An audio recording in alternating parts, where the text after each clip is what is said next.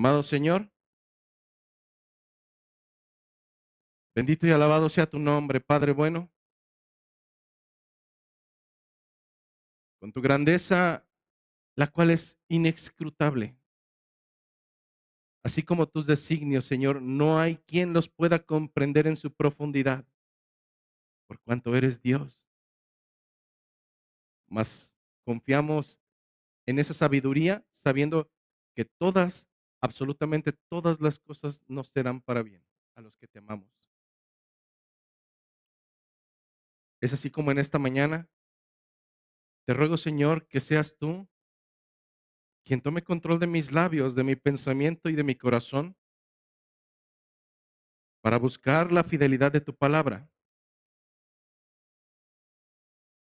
para no causar a través de las escrituras o de la exposición enemistad ni confusión entre mis hermanos, porque eres un Dios de orden. No eres una verdad, eres la verdad, el camino y la vida. Es por eso, Señor, que en esta mañana te pido no solamente que tomes control de mí, Señor, sino de cada uno de los que has llamado para salvación, para que atiendan tu palabra, atiendan tu llamado, para que dispongan, Señor, no por su voluntad, sino por tu voluntad, a escuchar las palabras de vida eterna que tú traes a nuestras vidas, que en ocasiones serán de confrontación, en ocasiones serán de ánimo, en ocasiones serán de esperanza, pero al final, Señor, sabemos que tu palabra, que es viva y eficaz, tiene un propósito claro y es perfeccionarnos para andar en las buenas obras que tú has diseñado desde antes de la fundación del mundo, para que andemos en ellas y a través de ellas, Señor, tu nombre sea glorificado. Así es que en esta mañana haznos entender que nuestras vidas no nos pertenecen, que nuestros comportamientos deben de ser dignos, no por nuestra propia reputación, sino para poner tu nombre en alto, porque ciertamente, a causa de muchos de nosotros, tu nombre es vituperado hoy en día.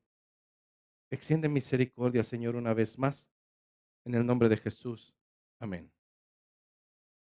Vamos a nuestras escrituras, al libro de Primera de Pedro, capítulo número 5, versículo 8 al 11. Si no traes una Biblia física, yo te invitaría a que pases a la mesa posterior por una de ellas y que puedas corroborar que realmente todo lo que se está exponiendo tiene un fundamento. La semana pasada concluimos Primera de Pedro 5, 7, de tal manera que el día de hoy comenzamos con Primera de Pedro capítulo 5, versículo 8 y estaremos leyendo hasta el versículo 11. La predicación del día de hoy tiene un título muy sugerente y no quiero que pienses más allá, pero hoy hablaremos de nuestro adversario, el diablo. Dicen las escrituras y comienzan así: sed sobrios y velad. ¿Por qué?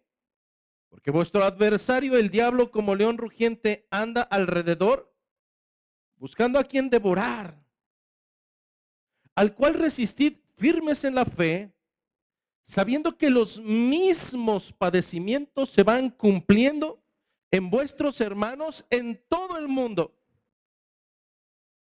Mas el Dios de toda gracia, que nos llamó a su gloria eterna en Jesucristo, después de que hayáis padecido un poco de tiempo, Él mismo os perfeccione, afirme, fortalezca y establezca.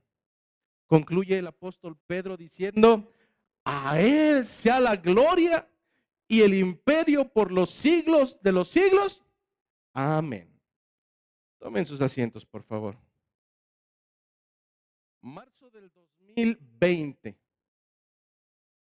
Marzo del 2020 fue una fecha decisiva e histórica para muchos de nosotros. En muchas familias marcó el antes y el después de lo que vendría a ser una nueva realidad, pues fue en marzo del 2020 cuando la Secretaría de Salud a nivel nacional declararía pública y oficialmente el inicio de una emergencia sanitaria a la cual más tarde daríamos el nombre de la pandemia. Todo esto, hermanos, a causa de un virus que surgiría meses antes en una ciudad llamada Wuhan, provincia de Hubei, en el lejano China. Toda la nación y todo el mundo, me atrevo a decir, comenzó con una parálisis total y un desconcierto, un temor generalizado. Y todo esto debido a que nos enfrentábamos a un enemigo que era desconocido aún para las instancias médicas a nivel mundial. En otras palabras, las autoridades se estaban enfrentando a un enemigo al cual no sabían cómo poder resistirle. Y si las autoridades no tenían noción alguna de cómo tenían que resistir a ese enemigo, mucho menos nosotros los simples mortales. A lo largo de poco más de 3 años que duró todo este proceso endémico del COVID-19, las maneras de cómo los mexicanos tratamos de resistir, contar fueron variadas. Y me temo decir que hoy, muchos años después de que esto ya ha sucedido, volvemos nuestra memoria hacia atrás y muchas de esas maneras en como mexicanos tratamos de resistir a este enemigo fueron graciosas e incluso ridículas.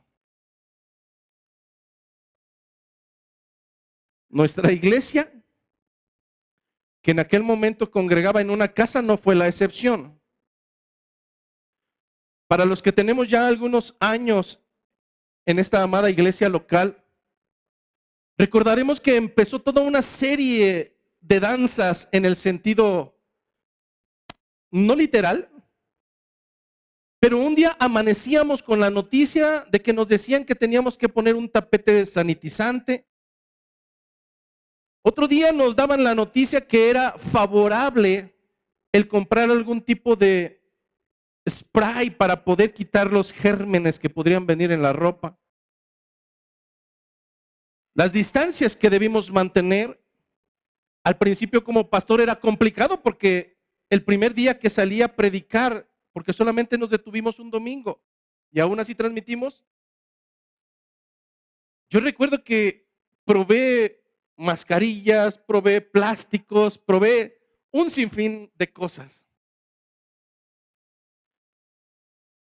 Muchos de nosotros recordamos que incluso había familiares que recomendaban algunos tratamientos un poco drásticos, como hacer gárgaras con cloro, comer 1 kilo de ajo, etcétera, etcétera. Nosotros como iglesia terminamos por poner una especie de papamóvil, un plástico que cubría todo el púlpito, y así estuvimos predicando durante un periodo de 2 años.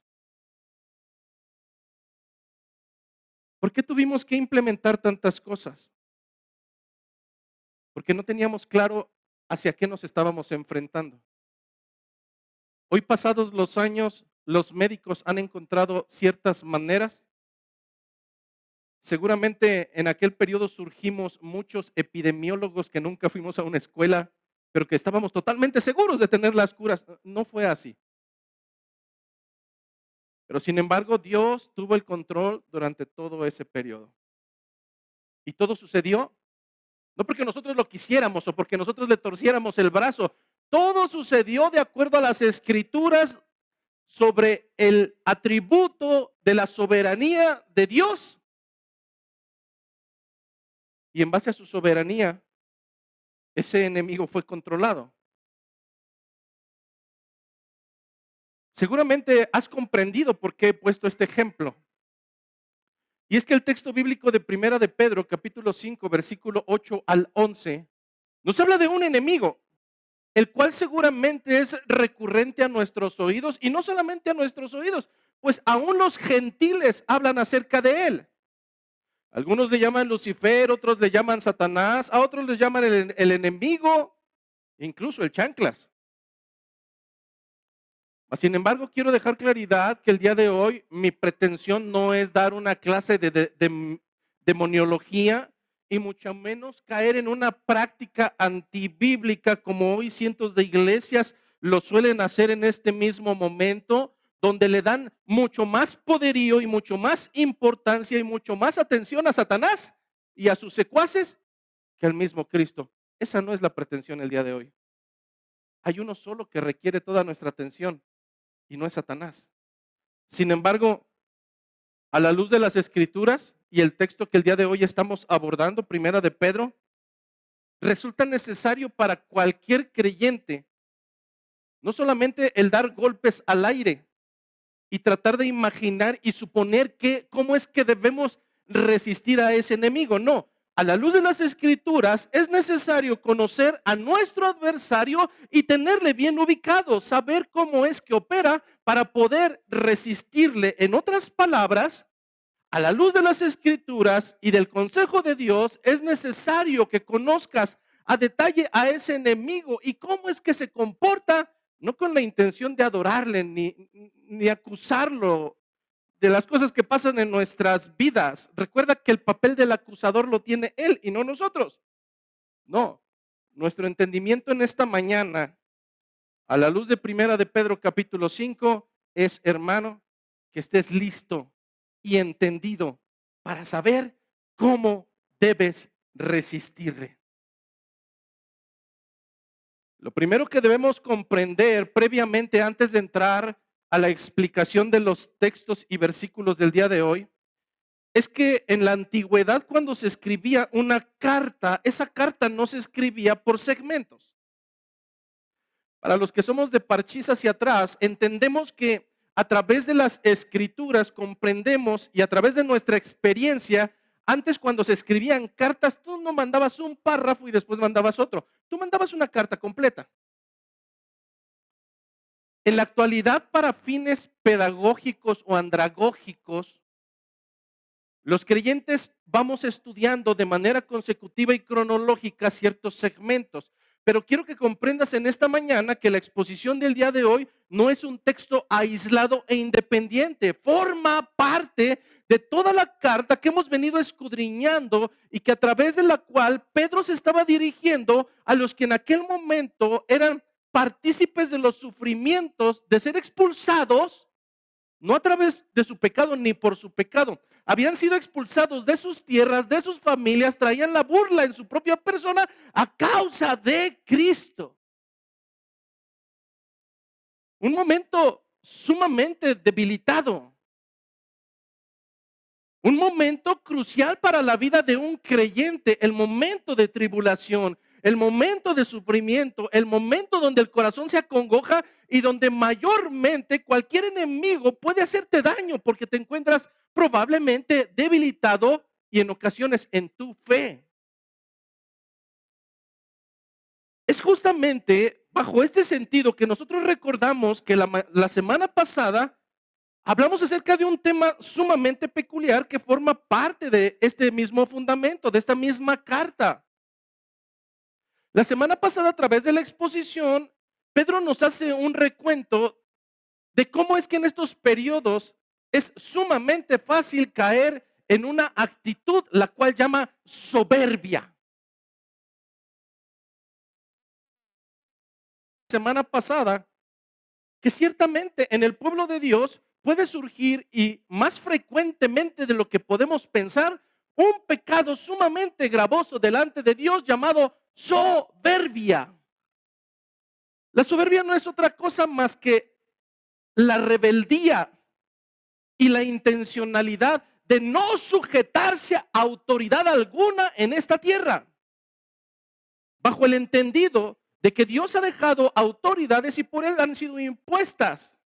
Mas el rebelde, el soberbio, atenderá a su propia razón, a su experiencia y mayormente a su deseo de justificar su pecado al no atender el llamado del Señor para sujetarse a las autoridades que le ha impuesto.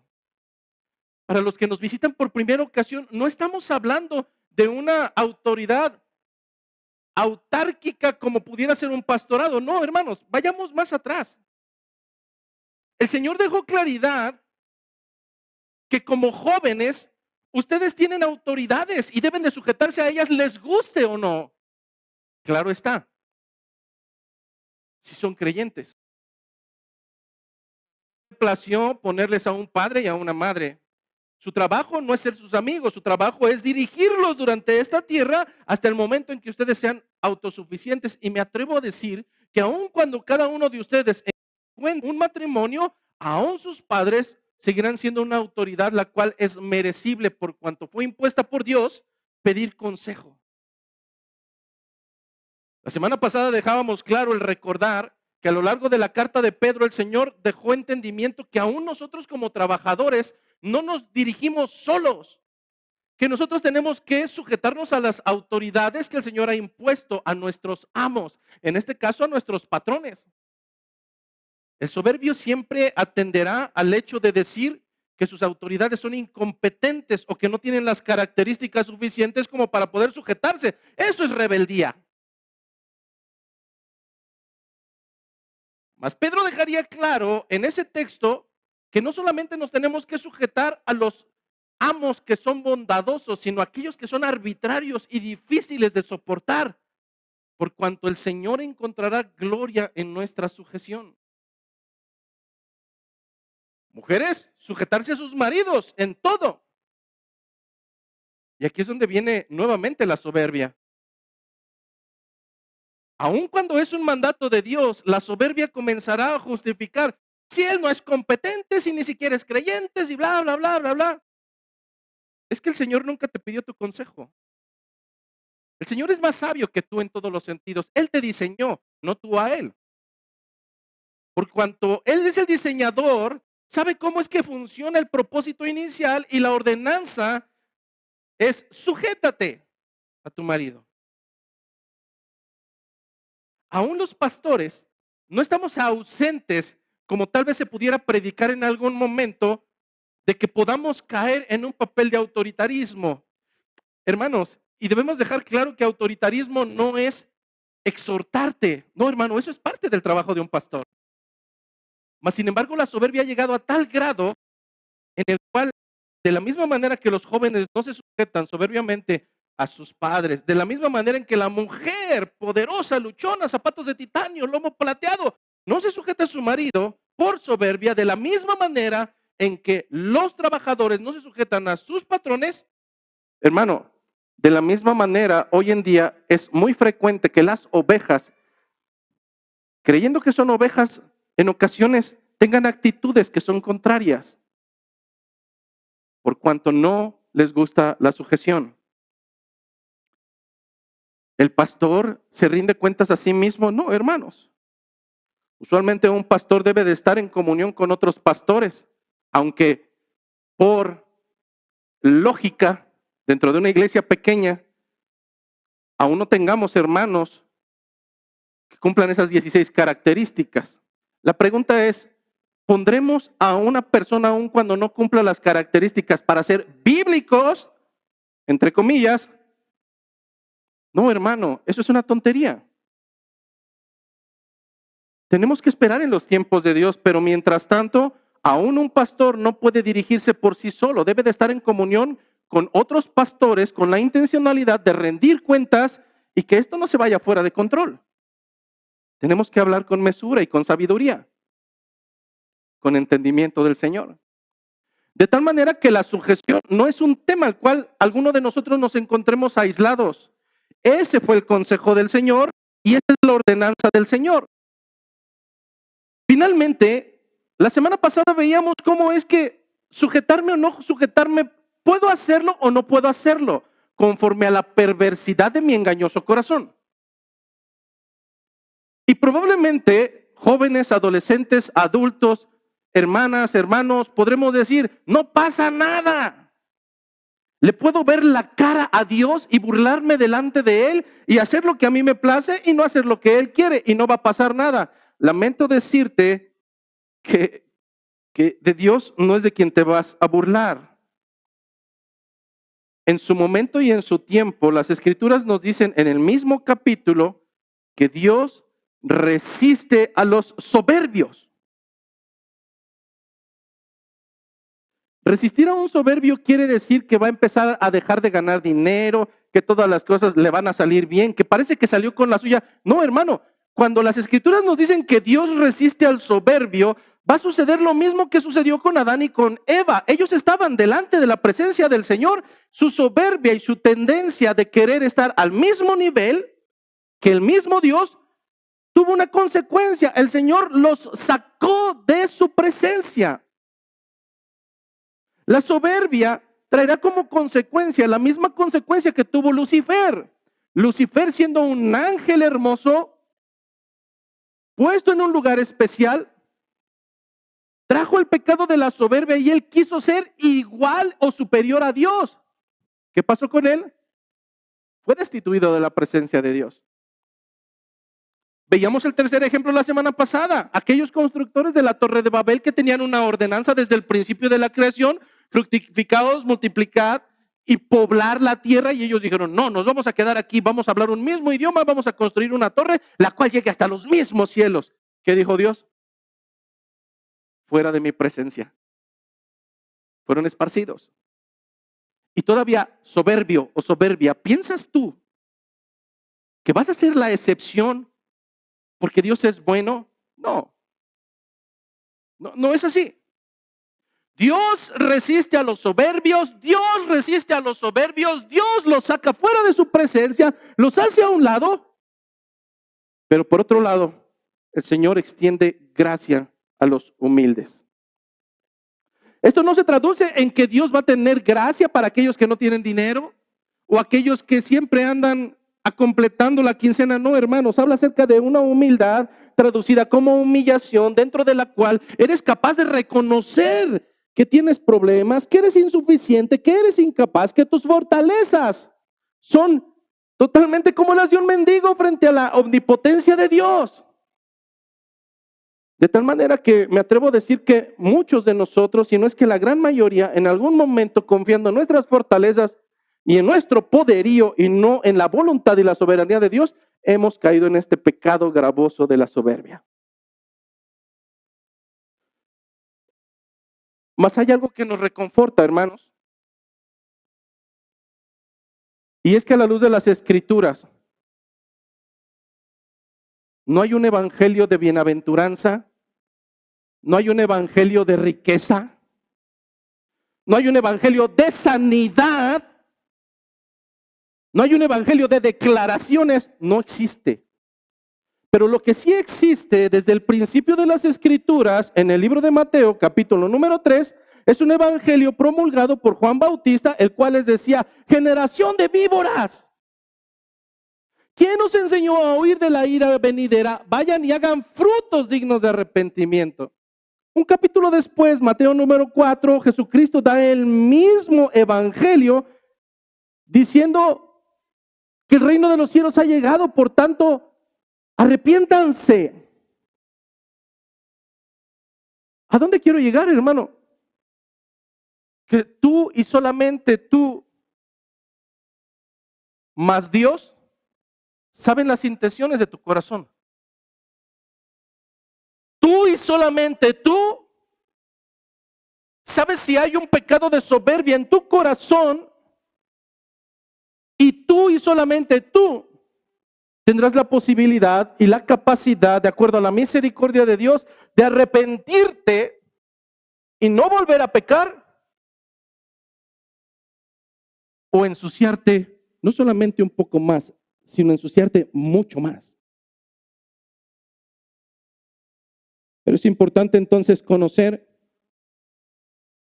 que este virus llamado soberbia es más frecuente y más contagioso de lo que pudiéramos imaginar. La pregunta es: ¿cómo vamos a resistirle? Tenemos que conocerlo. Y para ello, Pedro nos está dando entendimiento a partir del versículo número 8, que es como iniciamos el día de hoy, que este pecado al cual estamos expuestos y el cual es altamente probable que adquiramos, tiene un origen. Y su origen es a través de aquel que lo inició. Por tanto, es necesario conocer cómo tratar con él. Es así como Primera de Pedro, capítulo número 5, versículo 8, nos da una ordenanza inicial y nos dice: sed sobrios y velad. Sed sobrios y velad, porque vuestro adversario, el diablo, no es nuestro amigo, es nuestro adversario, el diablo. Como león rugiente anda alrededor buscando a quien devorar. En ocasiones habrá ordenanzas por parte del Señor. En ocasiones encontraremos decretos. En ocasiones encontraremos mandatos tentativos y sujetos a nuestra decisión.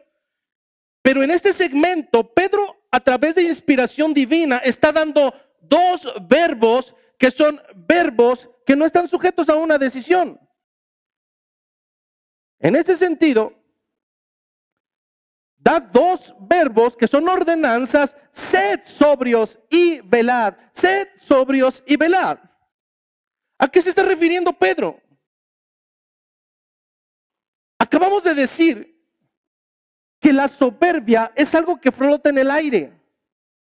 Que si yo no tengo cuidado, voy a ser susceptible a poderme contaminar, adquirirla y después replicarla. Ser soberbio igual a pensar que tengo una característica distintiva por encima de los demás que me hace especial, cuando realmente soy el mismo miserable pecador necesitado de misericordia.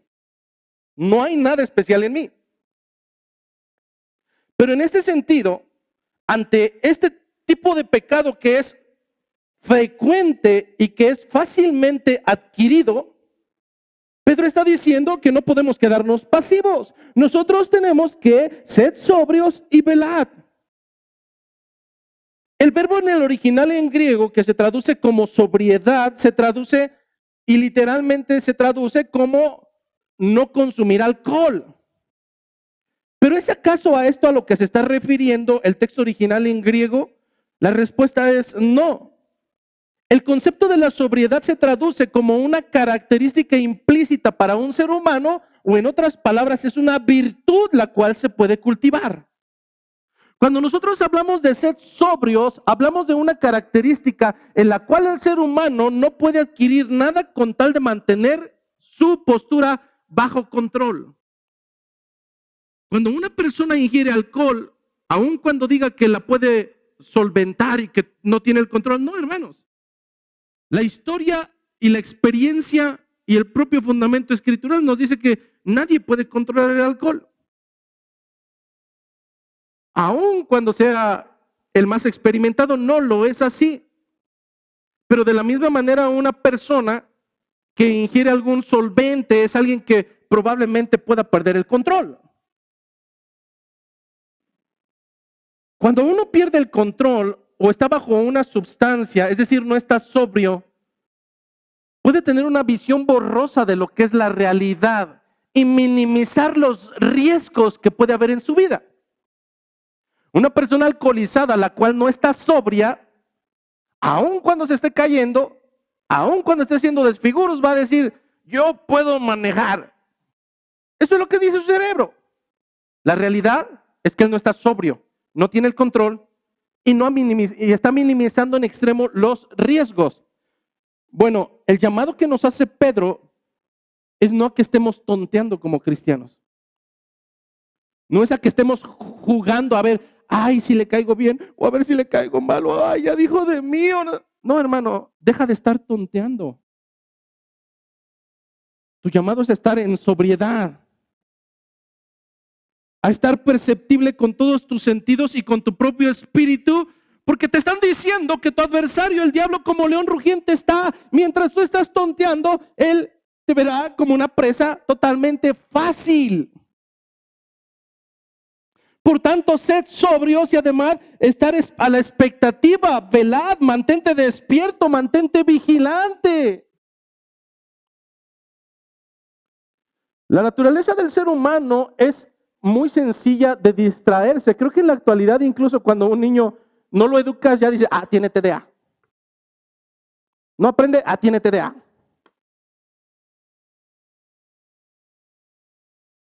Es muy sencillo que como seres humanos tengamos TDA o ese síndrome el cual nos hace desviarnos de las cosas.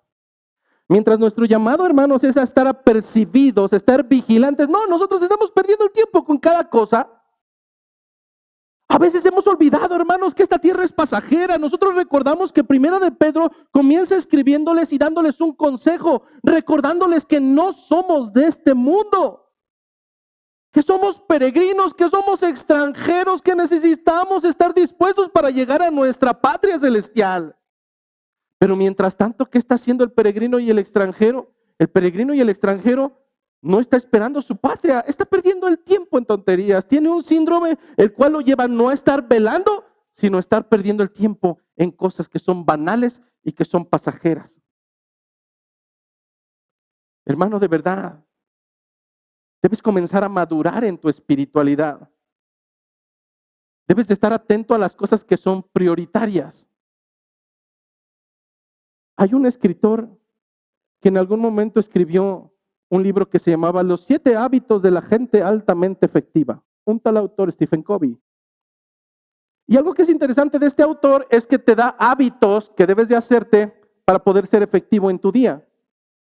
Yo creo que este tipo de hábitos no solamente son efectivos para un gentil, deberían de ser efectivos para un creyente, porque una de esas características que da este autor dice, tienes que priorizar, tienes que priorizar. Comienza haciendo un listado de todo lo que tienes que hacer en el día, mandar correos, contestar teléfono, checar el Face, estar atento a los WhatsApp, aunque no haya ninguno. Y al final te das cuenta con ese listado que puedes catalogar en 4 diferentes cuadrantes en donde las cosas o son importantes o no importantes y urgentes o no urgentes. Al final, cuando haces ese tipo de ejercicio, te das cuenta que el cuadrante de las cosas que no son importantes y no son urgentes está totalmente saturado. Mientras el cuadrante de las cosas que son totalmente importantes y totalmente urgentes está semivacío. Esa es la vida de un creyente. Esa es la vida de un creyente que se está angustiando todos los días por si le saludaron o no le saludaron, por si le van a hablar o por si no le van a hablar, por si tal vez alguien le hizo caro o no le hizo caro. Hermano, de verdad, deje de estar perdiendo el tiempo. Tú tienes que estar sobrio y velando porque tu adversario, el diablo, como león rugiente, anda buscando cómo devorarte.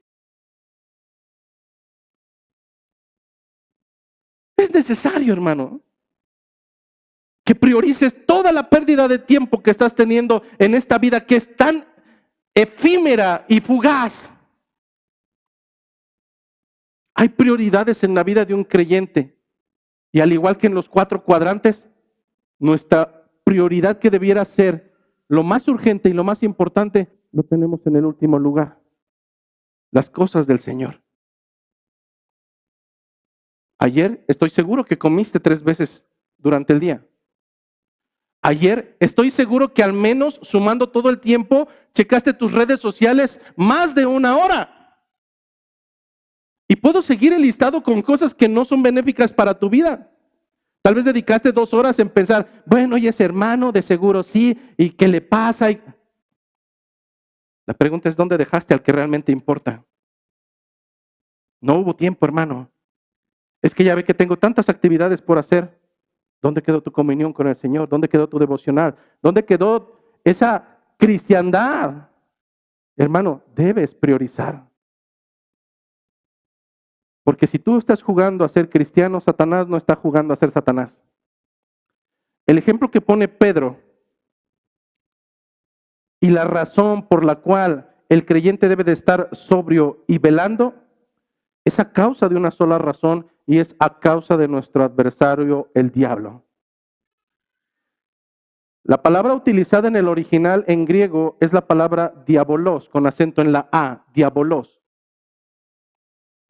Es una palabra sumamente peculiar, porque así como encontramos que a Satanás se le nombra diabolos, se le nombra acusador, se le nombra padre de mentira, se le menciona como Satanás, se le menciona como el enemigo, pero justamente la que encontramos específicamente en el original en griego es la palabra diabolos. Porque es vuestro adversario, el diabolos, como león rugiente, anda merodeando buscando a quien devorar. Cuando se utiliza específicamente esta palabra, la podemos traducir de una manera literal como el calumniador o el acusador. ¿Y qué de importante tiene saber cuál es la palabra en el original en griego? Mucho, hermano, porque si no entendemos cuál es su funcionalidad de este diabolos, entonces seremos como aquellos que están en medio de una pandemia, que no tienen ni jota de idea de quién es su enemigo y que hacen 1001 cosas y ninguna de ellas será efectiva. La palabra diabolos en un diccionario bíblico se traduce como difamador. Pero hay una descripción mucho más detallada y quiero que pongas atención en las características. Un difamador o un calumniador o un acusador es un falso acusador que critica de manera injusta con el fin de herir. Su finalidad no es edificar, aunque diga que eso es. No, su finalidad es difamar y herir y condenar, especialmente con el fin de romper alguna relación.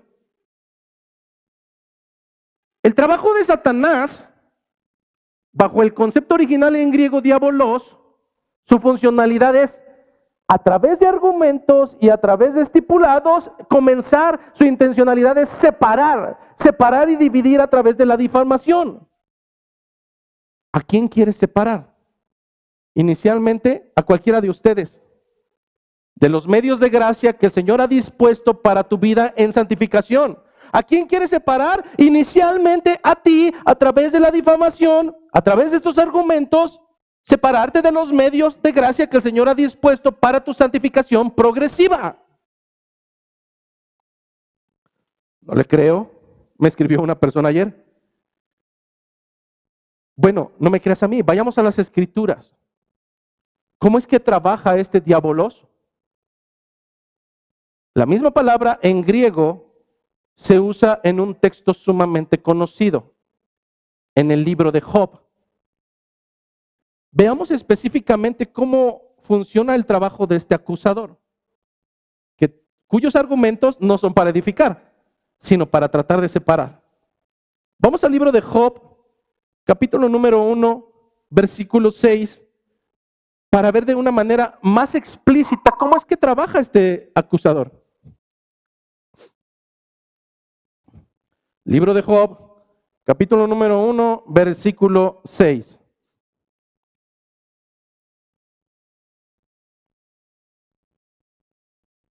Dicen las Escrituras, un día vinieron a presentarse delante de Jehová los hijos de Dios, entre los cuales vino también Satanás. Si te das cuenta, aquí dice Satanás, pero en el original en griego la palabra utilizada es diabolos. Y dijo Jehová a Satanás, ¿de dónde vienes? Respondió Satanás a Jehová y dijo, de rodear la tierra y de andar por ella. ¿No es lo mismo que está diciendo Pedro? ¿Que esa es la manera en que trabaja? ¿De dónde vienes? De rodear la tierra y de andar por ella. Vuestro adversario el diablo, como león rugiente, anda merodeando. Es exactamente lo mismo. Y Jehová dijo a Satanás, ¿no has considerado a mi hijo Job, que no hay otro como él en la tierra, varón perfecto y recto, temeroso de Dios y apartado del mal? Respondiendo Satanás a Jehová, dijo, ¿acaso teme Job a Dios en balde? No le ha acercado. Fíjense cómo está empezando su trabajo. O eso es lo que intenta delante de Dios. ¿No le has cercado alrededor a él y a su casa y a todo lo que tiene? ¿Qué respondió el Señor? Bueno, termina diciendo, al trabajo de sus manos has dado bendición, por tanto sus bienes han aumentado sobre la tierra. Pero extiende ahora tu mano y toca todo lo que tiene y verás si no blasfema contra ti en tu misma presencia. Dijo Jehová a Satanás, he aquí, todo lo que tiene está en tu mano. Solamente no pongas tu mano sobre él. Y entonces salió Satanás de delante de Jehová. Estamos hablando de alguien que tiene experiencia desde el inicio de la creación. Nosotros llevaremos en la cristiandad 15, 20 y de conversos tal vez 2 días o una semana, no lo sé. Pero estamos hablando de que alguien que es experto en su trabajo, acusar y tratar de dividir. ¿Tú crees que es inexperto? No, lo mismo que intentó hacer con Dios es lo que hace al interior de las iglesias, es lo mismo que hace al interior de la comunión de los hermanos en Cristo. Ese es su trabajo y ese es su papel. Pero si este ejemplo no es suficientemente claro, justamente para mayor claridad, Pedro usa una metáfora. ¿Qué es una metáfora? Una metáfora es una figura retórica que se usa para transmitir un significado el cual es más profundo, haciendo uso de un lenguaje figurado a través de algo que tú conoces bien. El que Pedro dijera a los hombres de aquel contexto histórico que Satanás anda como león rugiente, para ellos fue totalmente comprensible. Pero hay una alta probabilidad de que hoy en día nosotros no comprendamos cómo es que puede vivir, cómo se comporta, cómo es la naturaleza de un león, por cuanto nosotros hoy a nuestro alrededor solamente podemos conocer a los leones tal vez en cautiverio. Es por ello que ahora quisiera dar algunas características, hermano, y que comprendas en esta mañana que Satanás no se toca el corazón. Así como los leones no lo hacen, Satanás no se va a tocar el corazón. Pero escucha algunas de las características que tal vez hoy te tienen tan cómodamente pasivo en tu vida como creyente. Y mi oración es que al final, hermanos, juntos comprendamos que tenemos que vivir alertas, que tenemos que vivir sobriamente y estar avisorados. ¿Cómo es que se comporta un león?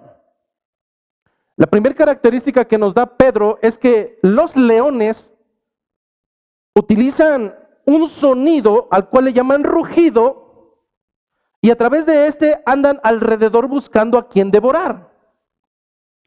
La primera característica que conocemos entonces acerca de un león es que tú no lo puedes tener como un amigo. Anteriormente, mis pequeños hermanos millennial, centennial y todo lo que continúe, anteriormente existían los circos donde era permitido tener ciertos animales para hacer algunas acrobacias. Y entonces era muy común que hubiera los actos de los leones o de los tigres. Y uno se preguntaba y decía, bueno, ¿cómo es que pueden hacer eso? ¿Cómo es que puede tenerlos tan quietecitos, hasta los acarician, les jalan los bigotes, meten la cabeza dentro de la boca y no les hacen nada? Esos leones eran amaestrados, pero a final de cuentas nunca pierden su naturaleza y en cualquier momento vuelve a surgir. 12 magos norteamericanos muy famosos en algún tiempo, Siegfried and Roy, durante la década de los tal vez 90s, eran famosísimos por justamente todos sus actos. Estaban rodeados de tigres blancos, de leones, de panteras, y ellos se acostaban con ellos, los acariciaban, los jugueteaban con ellos y hasta a uno le daban ganas de decir, bueno, quisiera comprar un gatito de esos. La historia no terminó muy bien. Uno de ellos murió a causa de uno de esos gatitos, delante de las cámaras. Pretender que un león puede ser domesticado y que va a olvidar su naturaleza, no, hermanos. Los científicos dicen que incluso los animales que más asesinatos cometen a nivel mundial, no te va a pasar por aquí, son los gatos. A final de cuentas son felinos. Los científicos especializados en la zoología dicen que ellos tienen esa misma naturaleza. Lo único que impide no asesinarte es que no tienen el tamaño. Pero si tuvieran el tamaño, estarías en serios problemas. No son mascotas, no son amigos. Su naturaleza es hacerte daño. De la misma manera, un león físicamente es caracterizado por su fortaleza, por su ferocidad y por su naturaleza depredadora despiadada. Un león, teniendo una presa enfrente, no va a olvidarla. Su intención es asesinarla, es devorarla, es destrozarla, aun cuando no se la vaya a comer. Esa es su naturaleza y no puede parar. Cuando Pedro compara al diabolos con un león rugiente, nos está dando la comprensión de que aplicando toda su fortaleza, el objetivo diabólico de Satanás será no acariciarte, hermano, no. Él pretende destrozarte y no dejar un solo gramo de tu presencia como creyente, apartarte de la presencia de Dios. Ese es su trabajo. Un león es territorial. Y antes de incluso atacar físicamente, en ocasiones marca su territorio a través de la imposición, a través del temor, a través del rugido. En otras palabras, a través de sus propias palabras, el león infunde temor a sus presas. Esto es lo que hace Satanás, intimidar a través de palabras a los creyentes. Eso fue lo que intentó hacer Satanás en el desierto con Jesucristo. Citarle retorcidamente las escrituras. Cuando un león va a atacar, él no es tan descarado. Un león es sutil. Un león buscará o atacar de noche o atacar de la manera más desapercibida de su presa, y debido a que los leones tienen un alto gramaje en su corporalidad y no son capaces de correr grandes distancias, ellos solamente van a atacar cuando están lo suficientemente cerca para que te des cuenta solamente un segundo antes de morir que el león está ahí. Es aquí donde empieza a cobrar entendimiento y fuerza el que tienes que estar apercibido, que tienes que estar sobrio. En más de una ocasión, las iglesias son acusadas de ser antibíblicas. Hermano, de verdad, una iglesia antibíblica no va a venir a decirte herejías de una manera descarada, va a tratar de hacerlo de una manera encubierta, de tal manera que no sepas ni cuándo ya estás ahí y te van a devorar. El león trabaja de esa manera. Camuflajeados entre las hierbas, contrarios contra el aire para que no percibas su olor, estando a unos escasos metros, simplemente irá contra tu yugular, te asfixiará y ni siquiera te habrás dado cuenta que estaba ahí.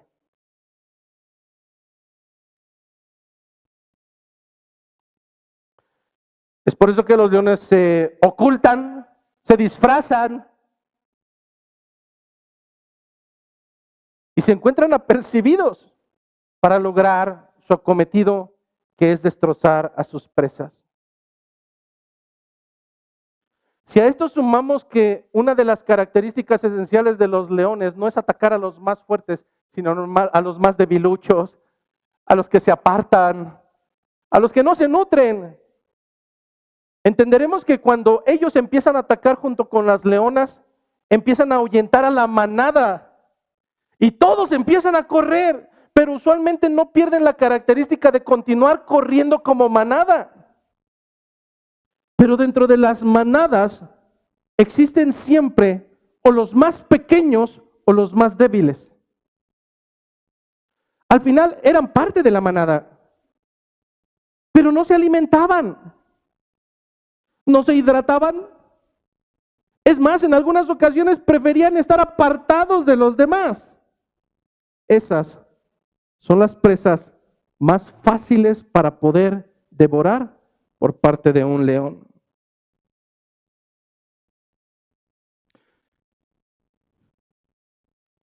Sin embargo, comprendiendo, hermanos, que nuevamente este texto no es un texto aislado, sino es parte de la carta que estamos escudriñando,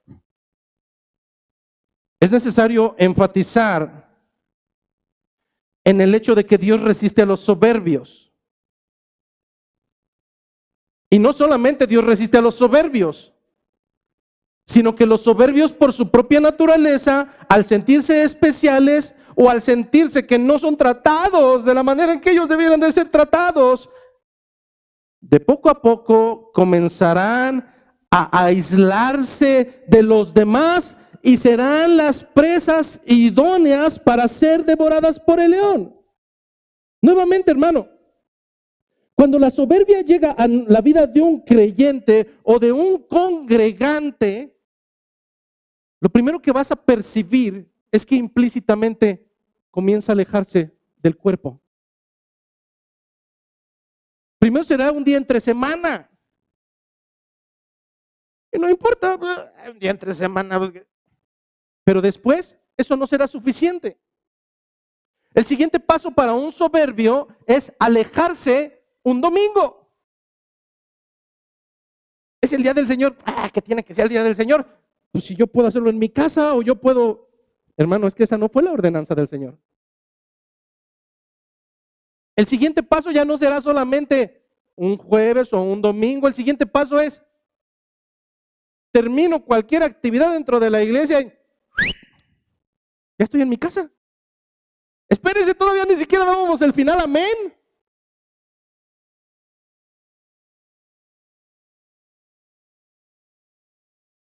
Esa persona se irá debilitando de poco a poco.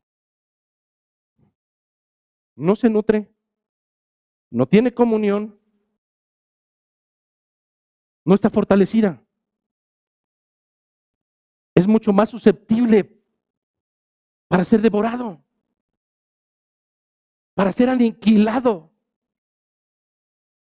¿Has visto videos en donde en ocasiones el león ya tiene a su presa? Tal vez porque es muy pequeña, pero en ocasiones fortuitamente otro de la manada se encuentra cercano y aún sabiendo que puede correr el mismo riesgo, no importa, va y le pega un cornazo al león o va y lo patea y milagrosamente esa presa que debería de estar muerta ya, debido a que otro está muy cercano, lo pudo solventar para nuevamente huir y ahora sí que comprenda que debe de vivir en manada, no como llanero solitario. Hermano, creo que estás comprendiendo bien la ejemplificación de Pedro. ¿Quién te dice que cuando empiezas a ausentarte, cuando empiezas a separarte del cuerpo, de los medios de gracia, la lectura, la meditación, la oración, la alabanza en cuanto al fundamento escritural, hermano, ¿quién te asegura que tú vas a ser la excepción? ¿Quién te dice que incluso estos hombres y mujeres imperfectos que a veces no podemos tolerar, no serán un día aquellos que viéndote en peligro simplemente digan Satanás, ¡pah! Y que pueda abogar por tu vida, hermano, de verdad. Debes de considerar las escrituras para tu propia vida y para tu propia salud espiritual. Mas la soberbia no será la única manera o el único motivo por el cual un creyente se aleja. Ciertamente por soberbia, incluso los jóvenes dirán, yo ya no me conecto a eso, yo ya no voy, ¿a mí para qué? No te alejes, joven. No regreses de aquí a unos meses totalmente destrozado, llorando, porque por soberbia te alejaste del cuerpo. Pero nuevamente dije que esta no es la única razón por la cual alguien puede estar expuesto a que Satanás, como león, esté rugiente buscando a quien devorar y que seas una presa fácil. No, hay otro motivo por el cual un creyente puede separarse del cuerpo y puede ser susceptible para poder ser presa de Satanás. Y este tiene que ver con el tema central de Primera de Pedro. ¿Cuál es el tema central de la carta de Primera de Pedro? El sufrimiento, la tribulación, la angustia, la desmotivación. Hermano, cuando un creyente a causa de la tribulación comienza un periodo de enfriamiento, esa persona es susceptible, hermano, cuando las cosas no van bien, cuando las cosas parece que son una tras otra, cuando parece que ya me dejaron de hablar mis parientes, ya me corrieron de la casa, ahora estoy enfermo todo el tiempo y bla, bla, bla, bla, bla, bla, bla, viene el desánimo. Lo primero que pasa por la mente de un creyente delante de la tribulación es, yo ya me voy de aquí, me voy a alejar, mejor me iba cuando estaba en el mundo, bla, bla, bla, bla, bla. ¿Es realmente ese es el escenario mejor para poder salir del sufrimiento, de la tribulación, de la angustia? Hermano, no, esa no es la salida. El aislamiento de un creyente, el alejamiento de los medios de gracia, siempre le hará más susceptible para ser una presa de Satanás.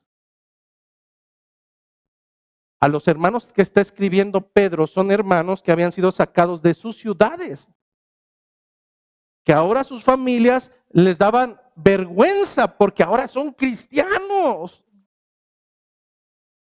Estaban en un aislamiento, pero no en un aislamiento ni en una tribulación a causa del pecado. Estaban en un aislamiento, pero aún así eran susceptibles de en algún momento, dentro de su tristeza, dentro de su congoja, dentro de su falta de motivación, pensar, ¿en verdad estaré en el camino correcto?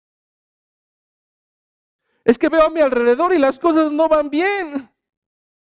¿De verdad ese Cristo al cual estoy siguiendo será aquel que guardará mi alma?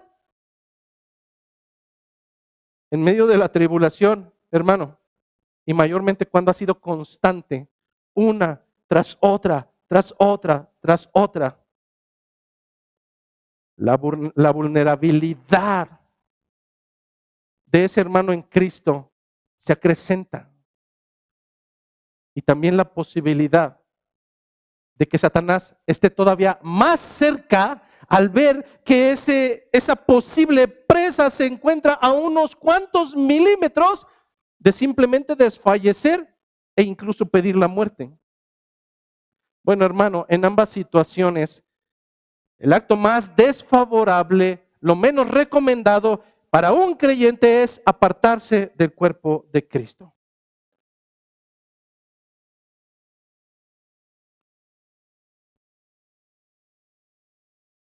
Es por ello que en el versículo 9, el llamado delante de esta situación por parte de Pedro, por inspiración divina, no es a dejarnos en la lona, ni a abandonar el camino. Entonces, ¿cuál es el llamado? ¿Cómo tenemos que actuar? Versículo 9, al cual resistid firmes. Oh, Satanás, yo te ato y te desato. No, no diga tonterías y cosas antibíblicas, no. Dice, al cual resistid firmes en la fe. En ningún momento nombra otra cosa. Está diciendo que a él solamente se le puede resistir de una manera. Primeramente, estando sobrios y velando, pero una segunda más es resistiéndoles a través de ¿qué? Firmes, estad firmes en la fe.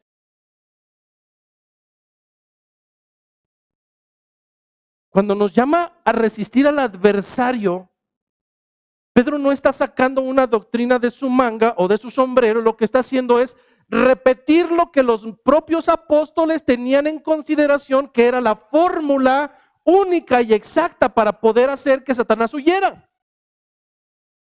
Este mismo consejo lo encontramos en uno de los hermanos de Jesucristo, hermanos terrenales consanguíneos de Jesucristo, llamado Santiago. Justamente en el libro de Santiago, capítulo número 4, versículo 1, vemos cómo este hermano de Jesucristo, que por tradición se dice que fue uno de los primeros episcopos en Jerusalén, escribe lo siguiente en la carta de Santiago, capítulo número 4, versículo 1. Y te darás cuenta que es exactamente lo mismo que está diciendo Pedro. Comienza preguntando algo muy interesante. ¿De dónde vienen las guerras y los pleitos entre vosotros?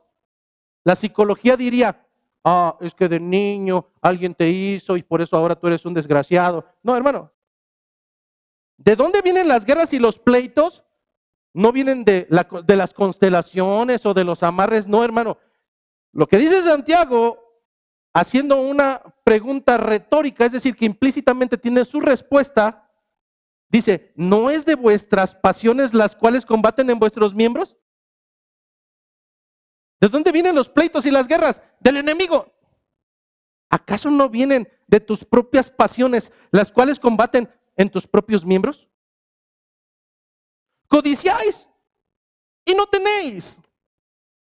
Matáis y ardéis de envidia y no podréis alcanzar. Combatís y lucháis, pero no tenéis lo que deseáis porque no pedís. Fíjate algo interesante, pedís y no recibís. ¿Por qué? Porque pides mal. Porque todo lo que pides es para gastarlo en tus propios deleites. ¡Oh, almas adúlteras!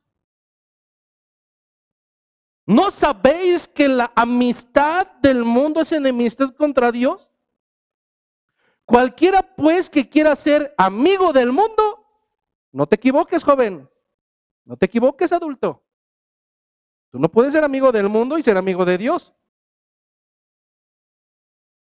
Cualquiera pues que quiera ser amigo del mundo, se constituye enemigo de Dios. Traducción, es desechado. Al igual que el soberbio. ¿O pensáis que la Escritura dice en vano, el Espíritu que Él ha hecho morar en nosotros nos anhela celosamente? Es difícil reconocer todo esto, hermanos. Es difícil reconocer cuando nuestros pecados son el resultado de nuestros propios deseos y anhelos carnales.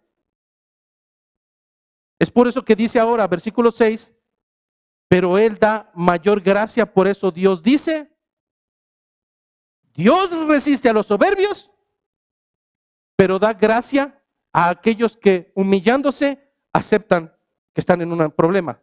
Dios resiste a los soberbios y da gracia a los humildes. Finalmente nos dice, ¿cómo es que podemos hacer para no ser resistidos por Dios? Sino más bien nosotros resistir al diablo. Dice, someteos pues a Dios. Resistir al diablo y huirá de vosotros. Hermanos, solamente hay una manera. Pedro lo ha dicho.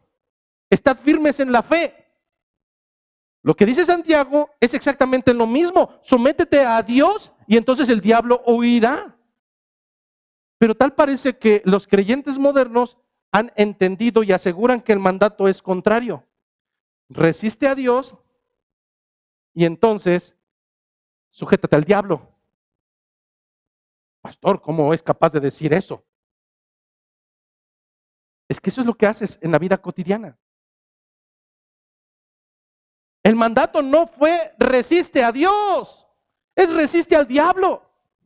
El mandato no fue sujétate al diablo, sino sujétate a Dios. De manera implícita, cada uno de nosotros somos esclavos de aquel que amamos. ¿Lo escuchaste bien? De manera implícita, somos esclavos de aquel al cual amamos. Porque nos sometemos a Él. Hermano, a la luz de las Escrituras, el diablo siempre estará merodeando mientras tú sigas en soberbia, mientras sigas repeliendo a Dios. Y no solamente eso, no será necesario porque Dios te repele a ti cuando caminas de esa manera. Entonces hay una manera de poder resistirlo, sí. Dice Pedro, estando firmes en la fe. ¿Qué es estar firme en la fe? A través del libro de Romanos, capítulo número 10, versículo 17, nosotros comprendemos que la fe viene por el oír y el oír por las pancartas de Dios te ama, no. La fe viene por el oír y el oír por falsos evangelios, no. Dice que la fe viene por el oír y el oír por la palabra de Dios. ¿Cómo es que un ser humano, cómo es que un creyente, cómo es que un congregante puede resistir al diablo? Estando firme en la fe. Y la fe viene por el oír y el oír por la palabra de Dios. ¿Te das cuenta que de manera implícita esto está concatenado al hecho de que una persona se aleja del cuerpo de Cristo? Cuando un ser humano se aleja del cuerpo de Cristo, nuestro hermano decía, ya cantamos la palabra. Aquí no cantamos tonterías, no, cantamos fundamento escritural. ¿Qué hicimos? Cantamos la palabra. En este lugar oramos cosas antibíblicas. No, hermano. Oramos bajo fundamento bíblico. Esa es nuestra intención. ¿Qué hacemos durante la predicación? Les predico que todo va a ir bien, que todo lo que ustedes quieran, el Señor, si ustedes lo determinan, entonces lo va a traer. No, hermano, eso sería herejía. ¿Qué predicamos? La palabra. Cuando tú te alejas del cuerpo, te estás alejando del propio camino que el Señor ha diseñado para tu fe. La palabra. Cuando durante la semana tú no abres tus escrituras ni de chiste, hermano, tú te estás alejando de la palabra, tú te estás alejando de la fe. Cuando por tu soberbia dices, pues yo ya no voy a participar, te estás alejando de la palabra, te estás alejando de la fe. Cuando tú demeritas los días jueves donde se expone la palabra, se canta la palabra, se ora la palabra, ¿qué estás haciendo? Estás alejándote del único medio por el cual el Señor determinó que estuvieras firme delante de las acechanzas de Satanás. ¿Te das cuenta, hermano, que usualmente un creyente cuando cae en ocasión de pecar, no fue por las estrellas, no fue por los que están a su alrededor, fue por su propia concupiscencia y su soberbia al alejarse del único medio de gracia que le puede mantener firme delante de las acechanzas del diablo? Es a través de la palabra, hermanos, a través de la palabra y no a través de cuentos chinos. Es a través de la palabra, de las escrituras, a través de la revelación del mismo Dios para los hombres que podemos resistir al diablo. No hay otra manera. El Señor no estipuló mantras, el Señor no estipuló oraciones específicas o repetitivas, no. El Señor estipuló que a través de la palabra nosotros podemos resistir a Satanás, el enemigo.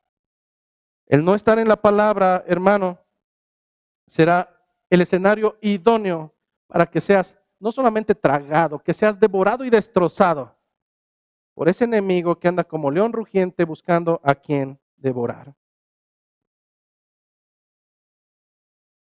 Entonces, hermano, las tribulaciones, los sufrimientos, provienen de Satanás. No.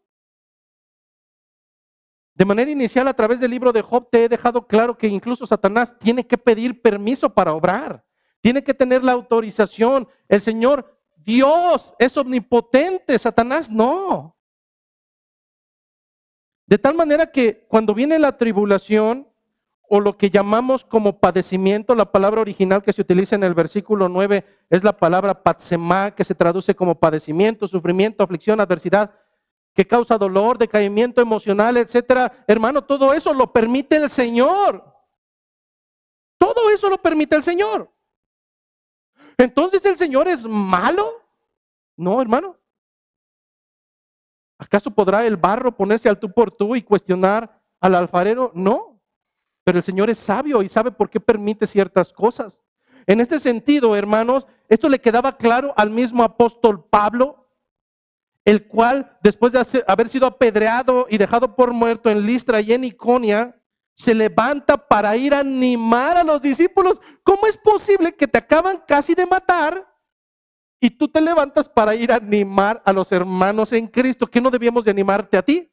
No, Pablo se levanta y va con ánimos de levantar a sus hermanos para que perseveraran en la fe. Es la misma palabra que está utilizando Pedro. Me acaban de casi matar, pero no pasa nada, hermanos. No pasa nada. Vengo a reforzarlos, vengo a animarlos para que preserven en la fe. ¿Qué palabras les dio para animarlos a preservar en la fe? Dejándoles en claridad algo que en la cristiandad moderna hoy dicen que no es verdad. ¿Qué les dijo? Porque es necesario. No es probable para un verdadero creyente, porque es necesario que a través de muchas, no pocas, a través de muchas tribulaciones, pasemos para entrar en el reino de Dios. Hermano, la vida de un creyente sí o sí vendrá plagada de situaciones adversas, comenzando por la burla, comenzando por el segmentamiento. Si realmente eres un verdadero creyente y no de aquellos ecuménicos que quieren quedar bien con todos, entonces realmente traerás las evidencias de Cristo al ser segregado, como si fueras un peregrino, como si fueras un extranjero. Sin embargo, este mismo apóstol llamado Pablo sabría no solo que la tribulación y los ataques son necesarios, sino que cuando nosotros no vemos la funcionalidad de esa tribulación, el Señor sí la ve. Vuelvo a repetir. Aun cuando nosotros no vemos, porque estamos enceguecidos en medio de la tribulación y la tormenta, no alcanzamos a ver más allá de nuestra nariz y pensamos que todo eso es malévolo y no hay una razón de ser. Bueno, delante de los ojos de Dios siempre hay un propósito. A Pablo le reveló que en una de esas cuantas tribulaciones, porque fueron demasiadas, pero hubo una que no le abandonó el resto de sus días. No sabemos qué era. Pero en el libro de 2 Corintios, capítulo 12, lo lees completo en tu casa. En el libro de 2 Corintios, capítulo 12, Pablo empieza a narrar una experiencia que le fue permitida por Dios. Parafraseando dice, conozco a un tal hombre que pasados 14 años, o hace 14 años, no lo sé si en el cuerpo, no lo sé si en el espíritu, pero le fue permitido ser llevado hasta el tercer cielo para recibir revelaciones por parte de Dios.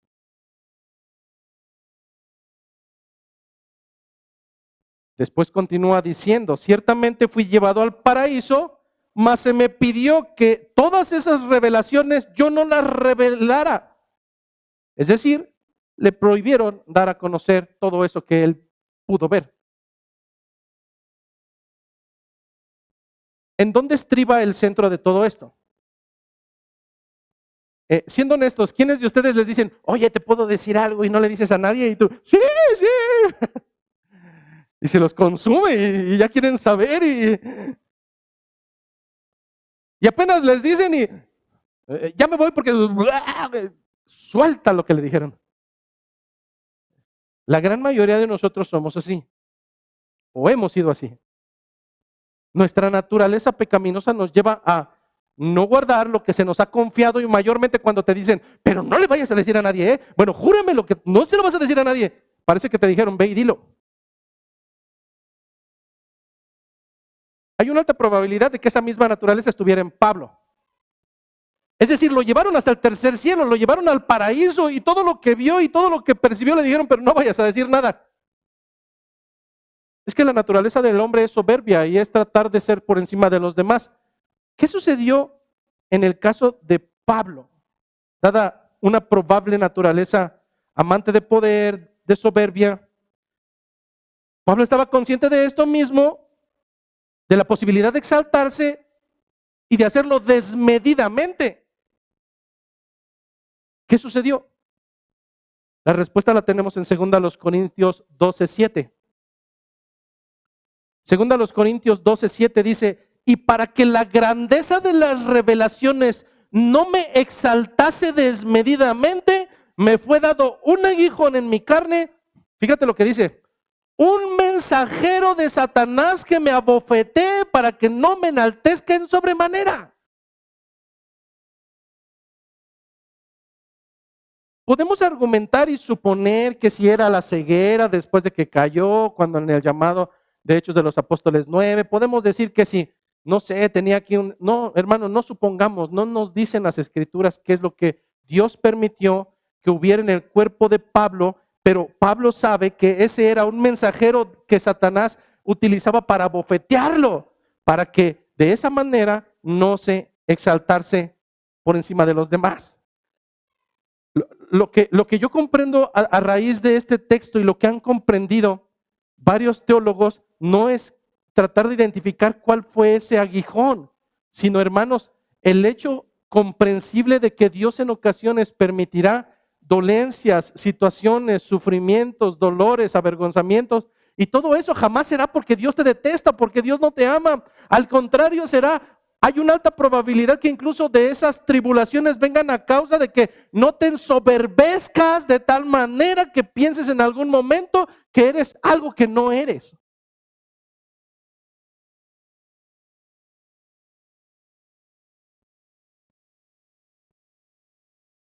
Pero algo que tenemos que tener claro en esta última parte que vamos enfilando es que no solamente Pedro, el apóstol, y no solamente Pablo, el apóstol, tenían claridad de que su llamado era para pasar por tribulación. Todos y cada uno de los verdaderos creyentes a lo largo de las décadas, a lo largo de los siglos, y aún los que vengan después de que nosotros partamos delante de la presencia del Señor, tienen un llamado implícito en el sello de las arras del Espíritu Santo en sus vidas. Y indudablemente es que estarán llamados a pasar por tribulaciones, angustias que han sido provistas por Dios con propósitos que solamente a Él le competen. Eso es lo que dice Pedro en el texto original. Los mismos padecimientos se van cumpliendo en vuestros hermanos en todo el mundo.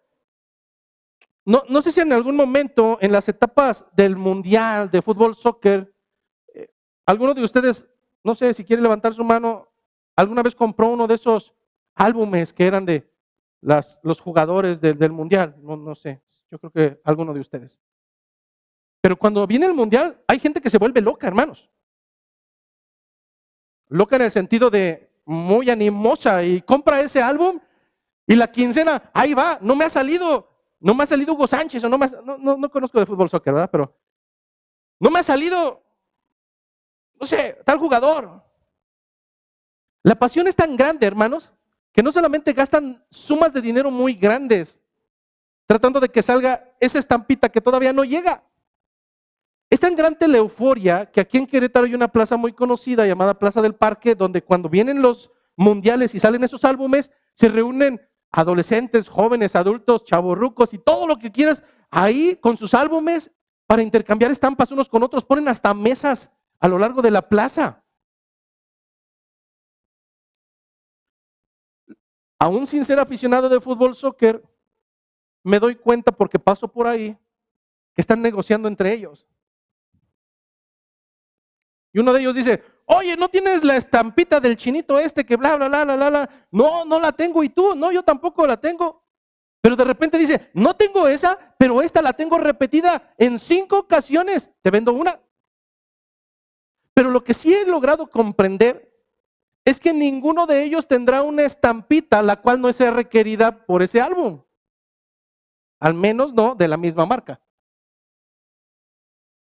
La vida del creyente es como un álbum donde todos esos huequitos son altamente probables de pasar.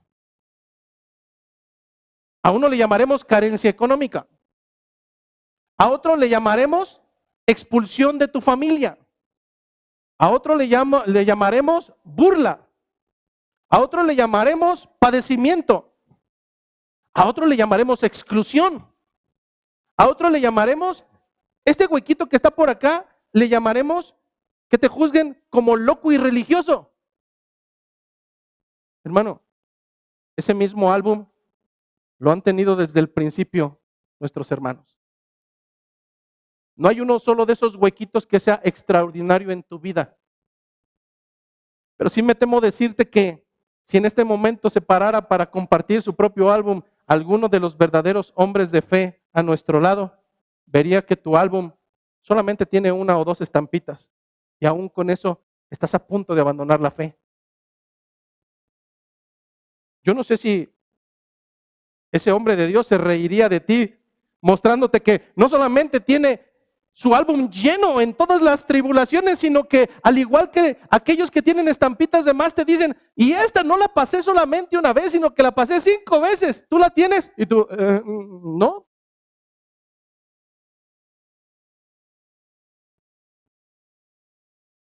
Algo debes de tener en claro, y es que tú no vas a experimentar algo a causa de la cristiandad que no haya sido experimentado por otro de nuestros hermanos en Cristo. Eso es para animarnos, sí, hermano. Tal vez es incomprensible como es incomprensible que Pablo llegara todo golpeado a animar a los demás. ¿Por qué debe de ser un ánimo? Porque cuando tú estás llorando por pequeñeces, las palabras de Pedro es, y las que te faltan, hermano. Acostúmbrate a esta vida, porque no es por tu nombre, ni es para tu presencia, ni para exaltar tu personalidad. Todo esto es a causa de Cristo. Tus padecimientos como cristiano entonces no son nuevos, no lo son. Ese ha sido el mismo precio que han estado dispuestos a pagar nuestros hermanos a lo largo de la historia. ¿Esto debe tranquilizarte? Sí. No eres el único. No eres el único. Y no vas a ser el último. Pero si esas palabras no te alientan, entonces tenemos que concluir con las palabras del Señor. Si no te es suficiente saber que lo mismo que estás pasando lo han pasado otros más e incluso más allá. ¿No me crees? Te dejo de tarea Hebreos 11, léelo completo. Muchos de ellos murieron a filo de espada. Tú no, tú estás sentadito, cómodamente voy aquí. Muchos de ellos estuvieron dispuestos, llevados a ser al Coliseo. Tú no, hermano. Esa estampita está vacía todavía. Pero si eso no te fuera suficiente, hermano, entonces el versículo número 10 del texto base nos dice, mas el Dios de toda gracia, mas el Dios de toda gracia, es decir, de todo don inmerecible, mas el Dios de todo don inmerecible que nos llamó, tú no lo escogiste, Él te llamó, que nos llamó a su gloria eterna en Jesucristo,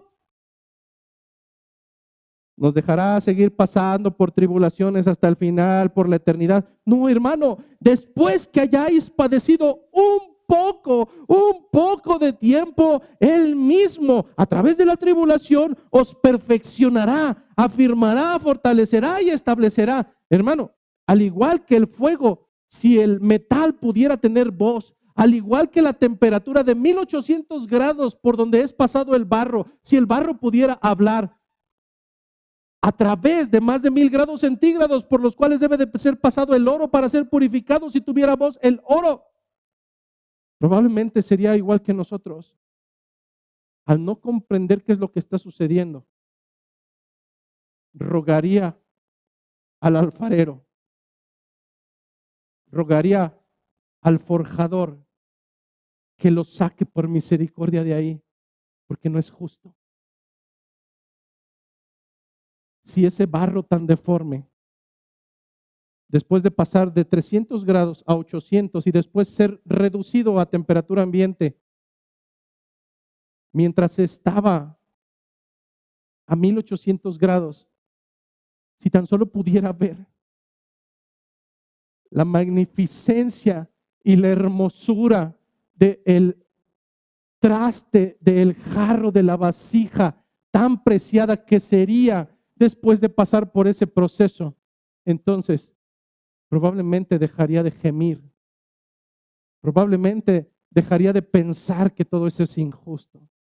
Si tan solo esos gramos de oro que son llevados hasta más de 1000 grados centígrados pudieran ver la hermosa esclava que serían al final cuando ha sido forjada y tallada, y cuán preciada es a los ojos de cualquier ser humano, probablemente si comprendiera eso mientras está dentro del fuego vivo, entonces daría gracias al forjador porque lo único que Él pretende es fortalecerlo, perfeccionarlo y afianzarlo. Oh, hermano, creyente que hoy estás escuchando, si tan solo en medio de la tribulación, si tan solo en medio del vituperio, si tan solo en medio de la frustración, si tan solo en medio de la burla a causa de Jesucristo, amado hermano, si tan solo en medio de ese horno pudieras ver en el resultado final que el Señor tiene para tu vida, en vez de cuestionar al forjador, darías gracias por el tanto amor que tuvo de tomarte de lo más vil, asqueroso y menospreciado. Por el solo hecho de tomarte de ahí con sus propias manos. Y aun cuando no estás comprendiendo el proceso de lo que vendrá, con tierno amor te sigue trabajando. Mientras tú dices, Señor, ya no puedo, Señor, esto no es justo, Señor, porque a mí es que no he pasado por una y ya me tienes por otra. Amado hermano, si tan solo pudieras ver lo que el Señor ve, tu cuerpo glorificado, la hermosura de tu presencia delante de sus ojos. Si tan solo pudieras ver lo que Él vio desde antes de la fundación del mundo y el motivo por el cual se desprendió de su propio Hijo, hermano, si tan solo pudieras ver lo que está sucediendo en este justo momento, vivirías el resto de tus días agradecido con aquel que te sacó de las tinieblas y al final te llevará a su luz admirable. Es por eso que Pedro no puede hacer otra cosa sino solamente culminar el día de hoy con una explosión de agradecimiento, con una explosión de adoración, cerrando el capítulo 11 y bajo esta comprensión solamente poder decir, a Él y solamente a Él sea la gloria y el imperio por los siglos de los siglos. Amén. Que la gracia, que la paz, que la misericordia de nuestro Señor sea con cada uno de nosotros. Gracia y paz, hermanos.